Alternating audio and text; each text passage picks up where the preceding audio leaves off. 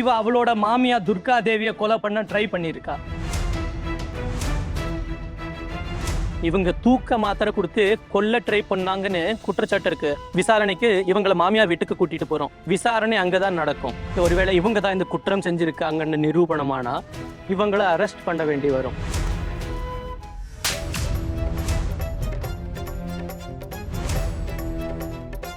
ஆனா நீ இதை ஏன் பண்ணன? உன் மாமியார் வீட்டுக்காரங்க ஏன் உன் மேல இவ்வளவு கேவலமா பழி போடுறாங்க? அம்மா நான் அர்ஜுன் மாப்பிள்ள கூட இத பத்தி என்கிட்ட எதுவுமே சொல்லல. இப்ப இத பத்தி அவங்க கிட்டயே கேட்டாதான் நல்லா இருக்குமா? நீ நிஜமாவே இப்படி ஏதாவது செஞ்சியா? பெரியம்மா, உங்களுக்கு என் மேல கொஞ்சமாவது நம்பிக்கை வரலையா? அடடா, ஆனா அவங்க ஏன் உன் மேல இப்படி ஒரு பழிய போட்டாங்க? இவங்களுக்கு ஏன் உன் மேல பகை வந்துச்சு? அந்த வீட்ல இன்னும் 3 மருமகளும் இருக்காங்களே, அவங்க மேல யாரும் ஏன் புகார் கொடுக்கல? நீங்க ஏன் சின்ன அத்தை மேல கோவப்படுறீங்க? இங்க வா.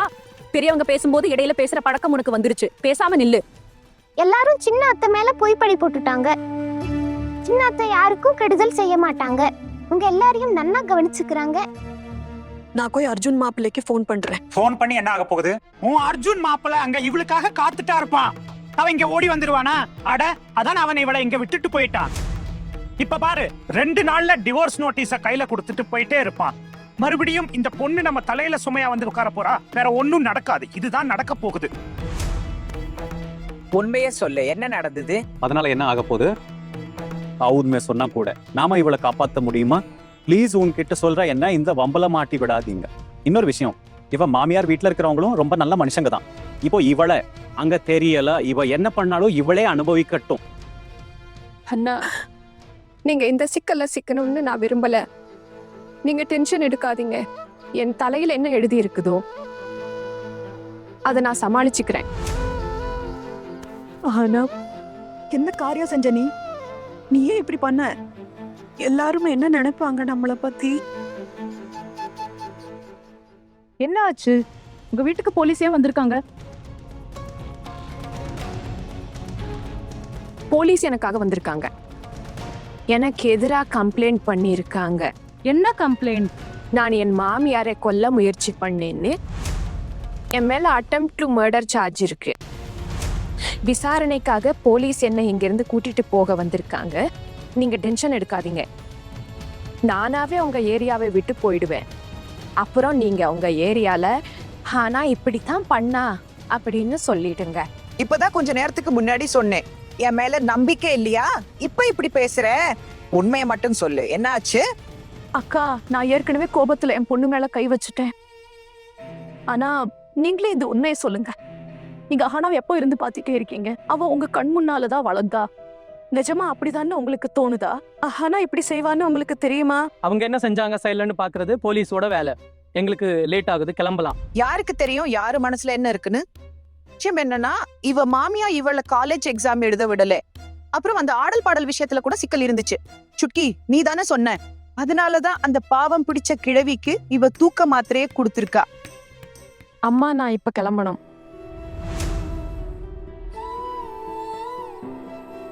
இன்ஸ்பெக்டர் ஐயா, நான் கொஞ்சம் சாமான்களை கூடவே எடுத்துட்டு போகட்டுமா?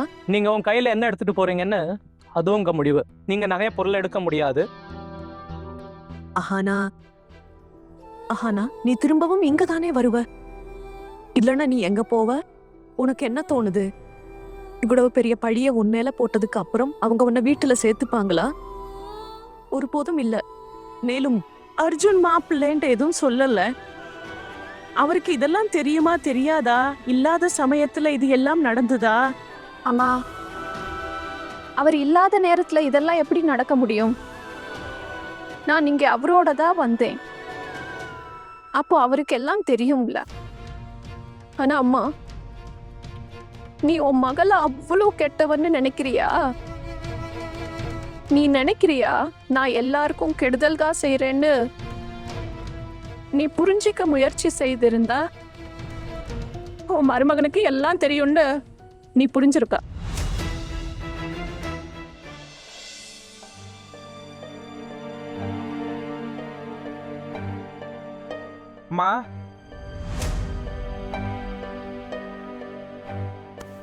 அம்மா கேளுங்க, ஏன் இப்படி முகத்தை வச்சிருக்கீங்க?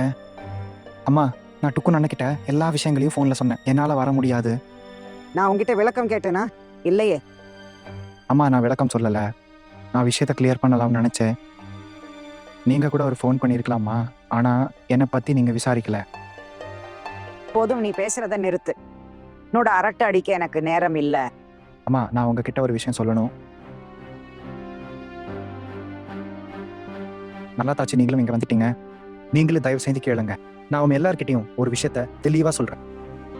அஹானா மேலே சொல்கிற எல்லா குற்றச்சாட்டுகளும் பொய். அதுக்கு எந்த ஆதாரமும் இல்லை. அஹானா அப்படி ஏதும் செய்யலை. அஹானா யாருக்கு கெடுதல் செய்வான்னு எனக்கு தோணலை. அப்ப உன் பொண்டாட்டிய பத்தி பெருமை பேசுறதுக்கு என்கிட்ட வந்திருக்கியா?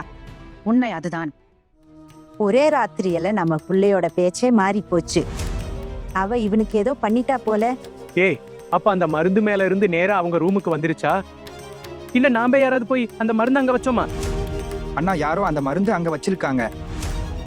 நான் அங்கே இல்லை, அதனால யார் வச்சாங்கன்னு எனக்கு தெரியல. ஆனால் 100% சொல்கிறேன், யாரோ கொண்டு போய் வச்சிருக்காங்க. ஆனா இதை செய்ய மாட்டான்னு நான் நம்புறேன். அப்புறம் வேற யாரு பண்ணா?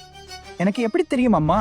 அது என்னன்னா, நாங்க வெளியாடு இல்ல, எங்க மேலேயே பழிய போடு.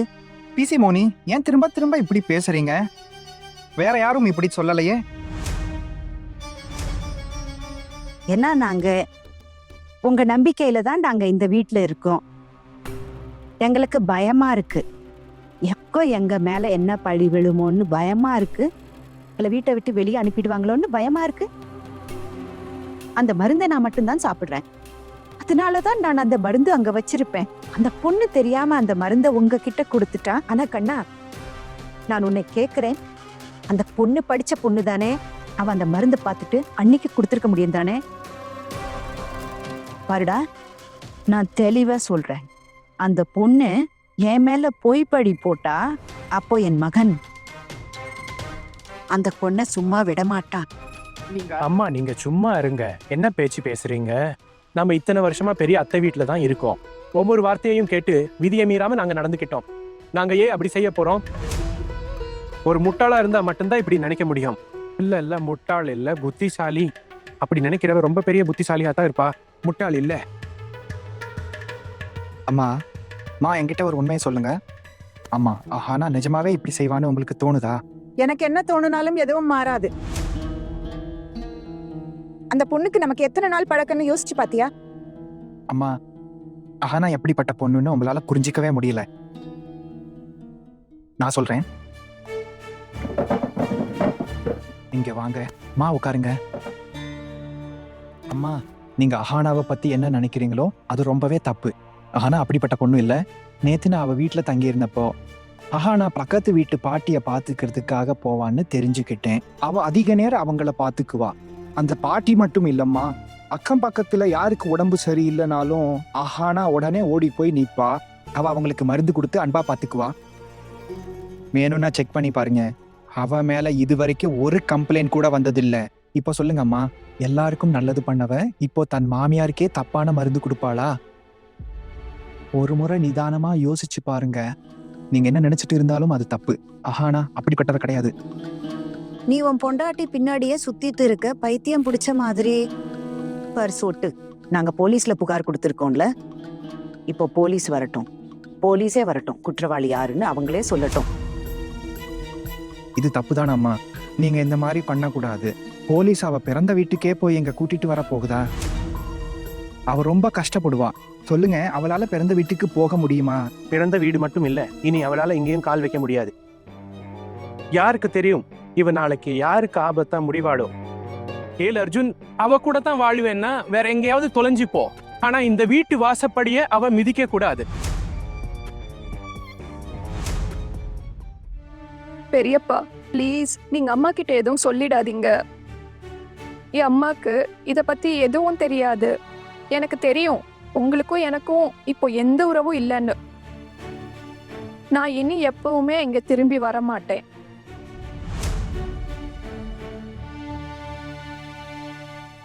என்னோட அம்மாவை மட்டும் பார்த்துக்கோங்க. என் அம்மாவுக்காக என்னால ஒரு சின்ன உதவி கூட செய்ய முடியலையே. இங்க வரமாட்டான்னா வேற எங்க போவா? இவ்வளவு நடந்த பிறகு உன் மாமியார் வீட்டுல உன்னை ஏத்துப்பாங்கன்னு எனக்கு தெரியல. பண்ணா புகுந்த வீட்டுக்காரங்களை பத்தி தெரியல. எனக்கு ஒண்ணு மட்டும் தெரியும், என்ன பிறந்த வீட்டுலயும் யாருமே ஏத்துக்க மாட்டாங்கன்னு. நான் என்ன செய்யறதுன்னு பாக்குறேன். இந்த விஷயத்தை இவ்வளவு சுத்தி வளைச்சு பேசுற, நேரடியா உன் தப்ப ஒத்துக்கிட்டா என்ன?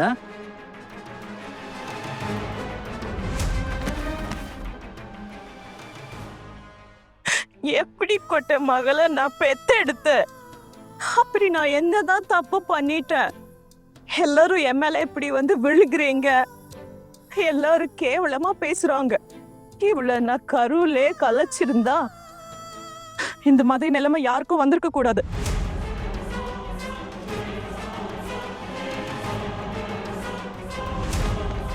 நீங்க சரியா சொன்னீங்க அம்மா. நீங்க என்ன கருவிலேயே கொண்டிருந்தா நீங்க இதையெல்லாம் இப்போ அனுபவிக்க வேண்டி இருக்காது.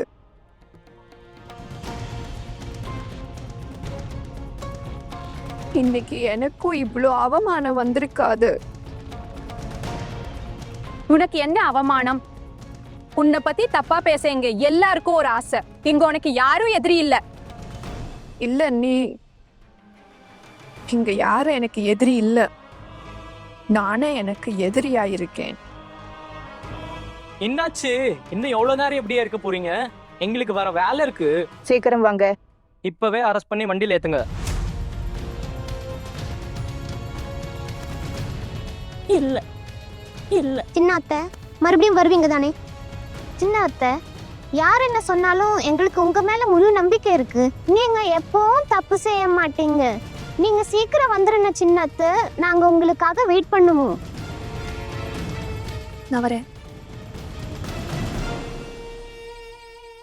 அம்மா, மறக்காம சாப்பிடு ப்ளீஸ். மருந்த டைம்க்கு எடுத்துக்கோ. என்னை பத்தி இவ்ளோ யோசிக்கணும்னு அவசியமே இல்ல ஆனா. உன்னை பத்தி பார், நீ ஜெயில இருந்து எப்படி வெளியே வர போறேன்னு அதை பத்தி யோசி. உனக்காக ஒரு வக்கீல வச்சு வாதாட கூட இப்போ என்கிட்ட ஒரு பைசா இல்ல. உன் வாழ்க்கைய நீதான் இனிமே பாத்துக்கணும். அப்புறம் நிஜமாவே நீ உன் மாமியாரை கொல்ல முயற்சி செஞ்சிருந்தா, ஆனா நீ செஞ்ச இந்த அநியாயத்துக்கு உனக்கு கடுமையான தண்டனை கிடைக்கணும். என் மக என்னை விட்டு பிரிஞ்சு போறதுதான் இப்போ பார்க்க வேண்டிய நிலைமை வந்துருச்சு. போட்டும், ஏதாவது உளராத. அண்ணே, உண்மையிலே அண்ணி, எனக்கு என்ன தோணுதுன்னா இவங்க 2 பேருக்கும் தனியா போற பிளான் இருக்கு. அப்படி இல்ல, அர்ஜுன் வேற மாதிரிதான், நானா இப்படிப்பட்ட பிள்ளைய பெத்தன்னு கவலையா இருக்கு. தாங்கிரே, நான் செத்தா கூட அவளை என் மூஞ்சிய பார்க்க விடாதீங்க. நினைவுல வைங்க டாக்கூர். நான் உங்களையோ இல்ல இந்த வீட்டையோ விட்டு போறேன்னு எப்ப சொன்னேன்? அம்மா, புரிஞ்சிக்க முயற்சி பண்ணுங்க. ஆனா என் மனைவி அந்த பொறுப்பும் என்கிட்ட இருக்கு, அதையும் நான் செய்யணும்ல. இப்ப மனைவி தான் உனக்கு நெருக்கமானவளா தெரியறா இல்ல அர்ஜுன்? அம்மா, அவ என் மனைவி மட்டும் இல்ல, உங்க மருமகளும் கூட. நீங்க தானே ஆசைப்பட்டு எனக்கு அவளுக்கு கல்யாணத்தை முடிச்சு வச்சீங்க. எரியர் அக்னி சாட்சியா 7 அடி எடுத்து வச்சு அவளை நான் கைப்பிடிச்சேன். அம்மா, இது பொம்மை விளையாட்டு இல்ல. ஒவ்வொரு விஷயத்துக்குமே உறவை உடைக்க மாட்டேன், அவளை விட்டுடவும் மாட்டேன். அர்ஜுன், அந்த பொண்ணு உங்க அம்மாவையே கொலை பண்ண முயற்சி செஞ்சாடா. இன்னைக்கு நீ அவளுக்கு ஆதரவா பேசுற. ஆமா, கொஞ்சம் யோசி, உலகமே உன் மேல துப்பும். போல்ட்டு அண்ணா, இன்னும் எதுவுமே ப்ரூஃப் பண்ணல, அதனாலதான் ஆனா இப்ப நிரபராதி. ஒரு முறை இந்த பொண்ணு இங்க வரட்டும். இனிமே இவளை இந்த வீட்டுல இருந்து வெளியே ஒரு அடியும் வைக்க விட மாட்டேன். அட, நான் சாட்டர்ஜி குடும்பத்து பொண்ணு. ஆமா, என்கிட்டயே ஒரு தந்திரமா.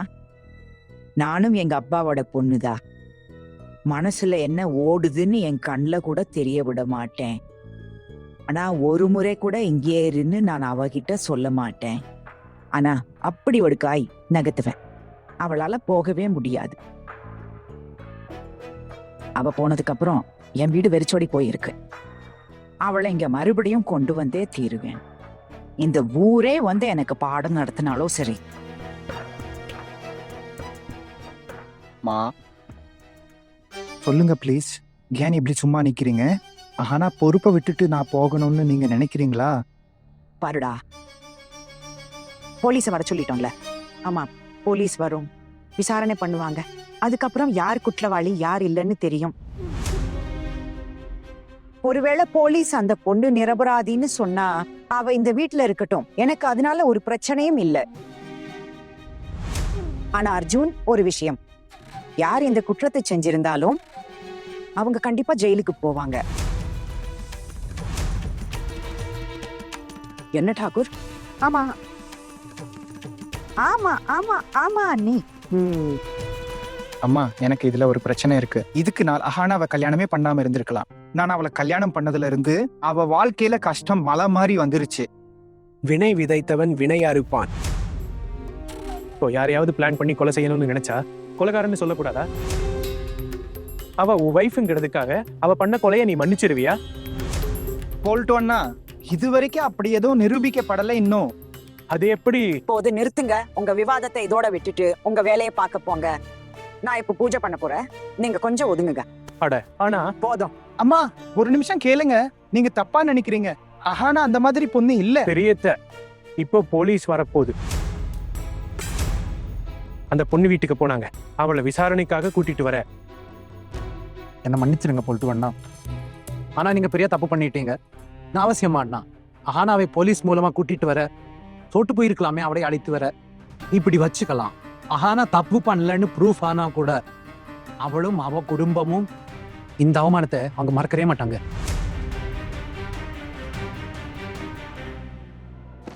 தம்பி, நான் போலீஸுக்கு எந்த ஆர்டரும் கொடுக்கல.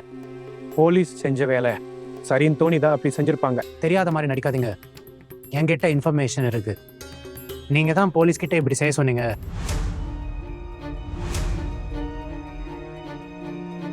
உனக்கு யார் இந்த ராங் இன்ஃபர்மேஷன் கொடுக்குறாங்க? அப்படி அஹானா பத்தி தப்பான இன்ஃபர்மேஷன் பரவனப்போ உங்களுக்கு வருத்தமா இல்லையா அண்ணா? உங்களுக்கு வருத்தமா ஆச்சரியம் தான் அண்ணா?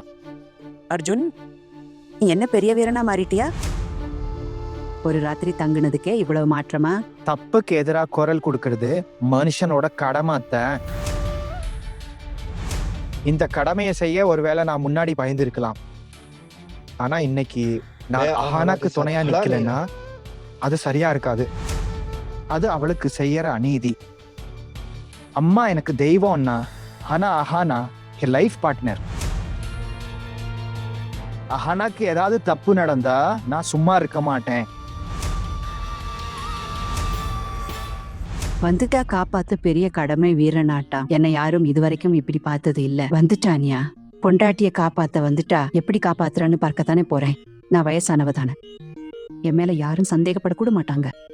அந்த பொண்ணு மேலதான் எல்லாம் சந்தேகப்படுவாங்க. நாங்க உங்க வீட்டுக்குள்ள வரலாமா?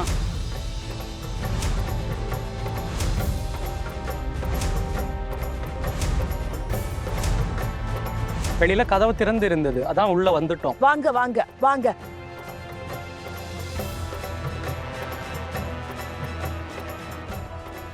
நீங்க என்கிட்ட நேத்தே சொல்லியிருக்கலாமே.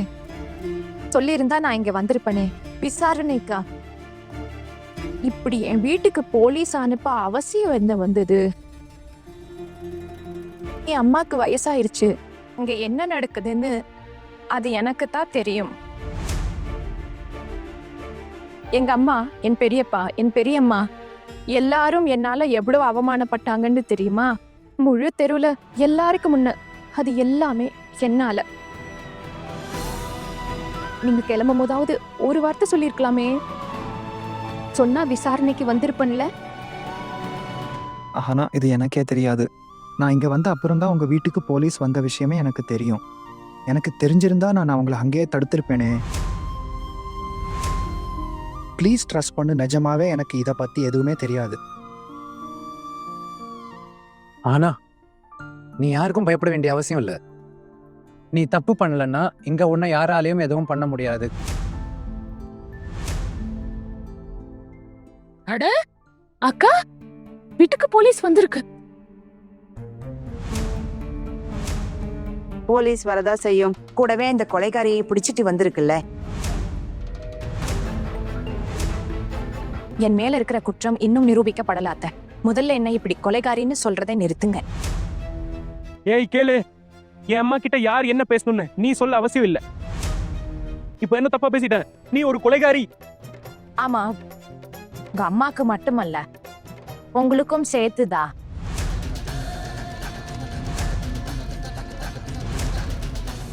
உங்க பேச்ச பார்த்து பேசுங்க, நிலைமை சரியா இருக்காது. போலீஸும் இங்கே தான் நிக்குது. நீங்க இவங்க கிட்டயே கேளுங்க. ஏன் மேல இருக்கிற குற்றம் நிரூபிக்கப்படுற வரைக்கும் என்ன நீங்க குற்றவாளின்னு சொல்ல முடியாது. போலீஸ் இன்வெஸ்டிகேஷனுக்கு எந்த மரியாதையும் இல்லையா? நீங்க என்ன குற்றவாளின்னு சொல்லிட்டா மட்டும் நான் குற்றவாளி ஆயிடுவேனா? போலீஸ் விசாரணைக்காக என்ன இங்க கூட்டிட்டு வந்திருக்காங்க. அதனால போலீஸ் அவங்க விசாரணையை முடிக்கட்டும். ஒருவேளை போலீஸ் விசாரணையில என்னாலதான் எல்லாம் நடந்ததுன்னு தெரிய வந்தா அப்போ நீங்க என்ன வேணும்னாலும் சொல்லிக்கோங்க, நான் கேக்குறேன். ஆனா அது வரைக்கும் ஒரு வார்த்தை கூட பேசாதீங்க.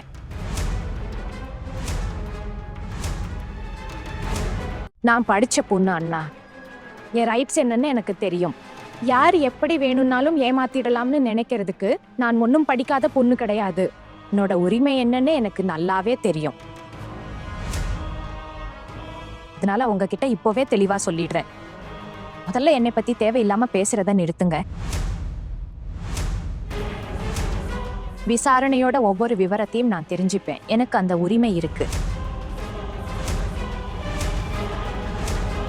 இன்ஸ்பெக்டர் சார், என்கிட்ட வக்கீல் வைக்க தேவையான பணம் இல்ல. நீங்க கோர்ட்ல கேஸ் ஃபைல் பண்ண போறீங்கன்னா என் கேஸ் கோர்ட்ல நானே வாதாடுவேன்.